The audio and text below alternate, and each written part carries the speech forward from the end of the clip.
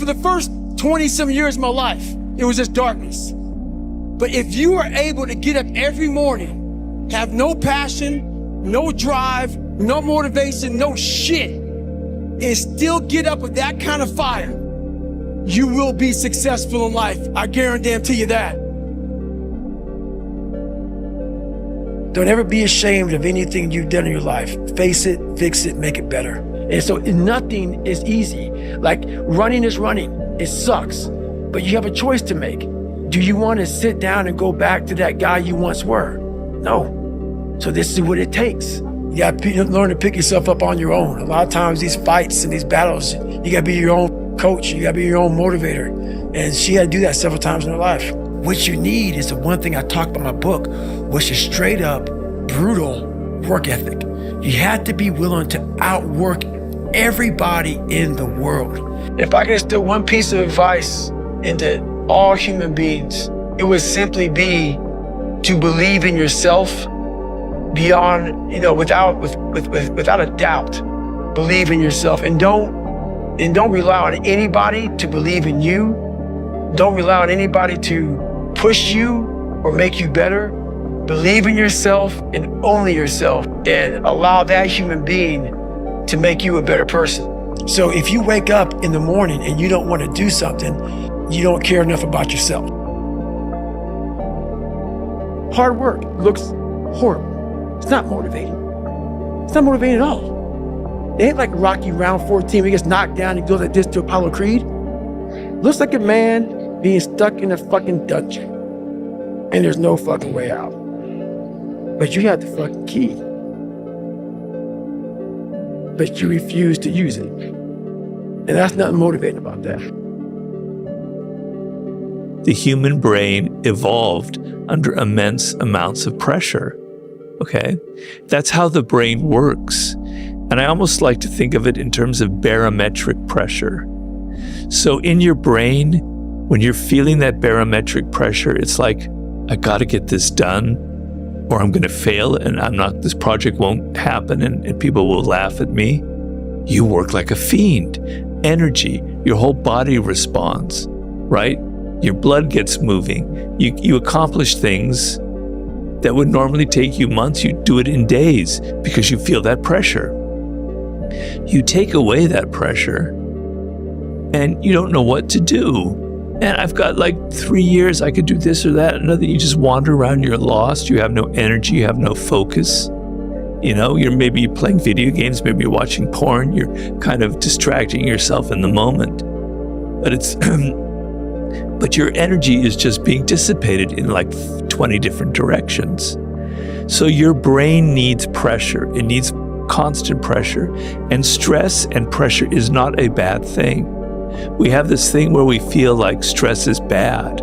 It's bad for you. Bad. You need to relax, man. You need to chill. Stress will kill you.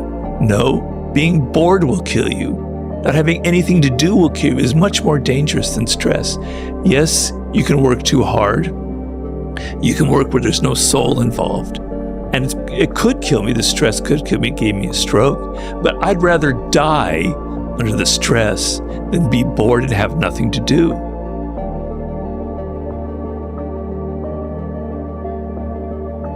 We don't ever want to confuse freedom with chaos. They're not the same thing. If you're playing a chess game, you're free to do an almost infinite number of things on the chess board, but you have to abide by the rules and you have to attempt to win in the proper manner. And I used to play a game with my students in my class, and I'd go up to someone when we were talking about such things and say, okay, do you want to play a game? Some random student, and they'd say yes. And I'd say, okay, you move first. And then they had no idea what to do. And I said, well, you could do anything you wanted. It's like, well, I'm lost. It's like, yeah, that's exactly. When you can do anything you want, you think that's freedom. You better not ask the wrong. I can feel how my old patterns sometimes are still trying to sneak in. So the only thing to do is what to do to break patterns. Number one, you need to see you have one. And number two, you need to replace old patterns, which ultimately mean patterns, it's habitual behavior, it's habits. How do you build habits? By continuous behavioral patterns that you continuously do.